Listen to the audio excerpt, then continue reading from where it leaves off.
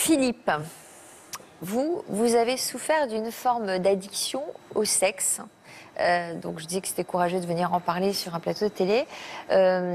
Donc vous étiez très jeune, hein. Vous aviez 11 ans, 11 ans, ça a commencé, donc par des livres porno, et puis c'est allé plus loin.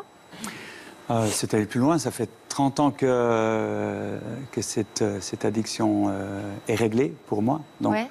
le courage est moindre Ouais. après 30 ans. Mais oui, alors c'est allé plus loin. Ce qu'il y a eu, j'ai eu la chance de naître à une époque où il n'y avait pas Internet. Ouais. Parce que si j'étais né à cette époque-là, ben, j'aurais fait partie de la catégorie que vous citiez tout à l'heure, de gens qui peuvent passer jusqu'à des jours entiers devant des films pornographiques. Donc, je sais, j'avais cette obsession-là. Mon innocence d'enfant a été massacrée. Donc voilà, après, ça m'a conditionné à avoir besoin de ces images. Ça a pourri, je veux dire, ça a pourri mon enfance, mon adolescence. Et il y a tout le côté pervers de la pornographie. Aujourd'hui, pour moi, la pornographie, j'appelle c'est une mascarade perverse, parce que dans laquelle tout le monde est perdant, finalement.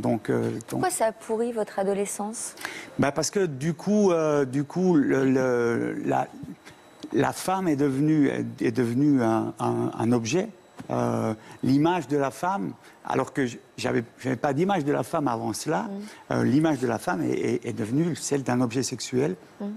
Un objet de désir sexuel qui se résume à une paire de seins, une paire de fesses, quoi.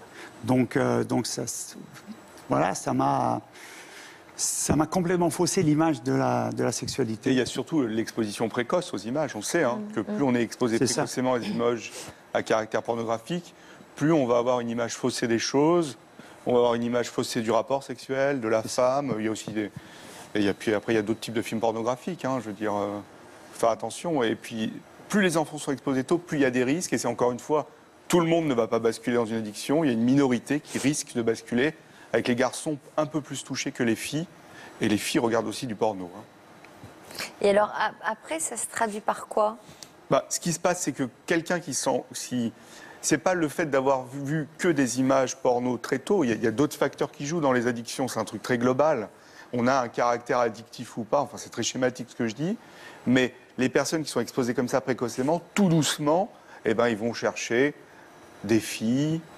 Enfin, ça dépend des générations. Si on prend la génération actuelle, c'est le smartphone, les sites porno sur le smartphone, l'accès illimité à des images X, il y en a partout, on peut voir tout ce qu'on veut. Les jeunes savent contourner le contrôle parental, donc ça marche, mais ça marche pas à fond, et on en voit partout, quoi. Mais ça débouche sur quoi? On se défonce au cul, en fait. Voilà. Et donc, ça veut dire qu'après, on a un problème avec le réel, avec la réalité, Alors, avec... Oui, il y a des interactions, par exemple, sur la vie de couple, il peut y avoir des interactions.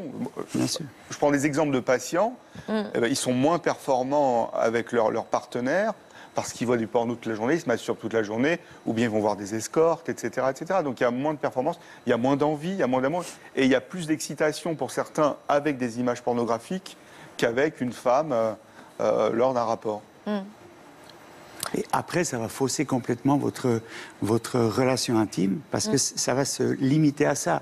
La sexualité va se limiter au côté animal, au côté bestial, quelque part, parce que dans la pornographie, on a beaucoup de bestialité aujourd'hui, et on va passer à côté du meilleur. La sexualité, c'est le truc le plus fou que la vie nous ait donné, donc on va se faire voler ça.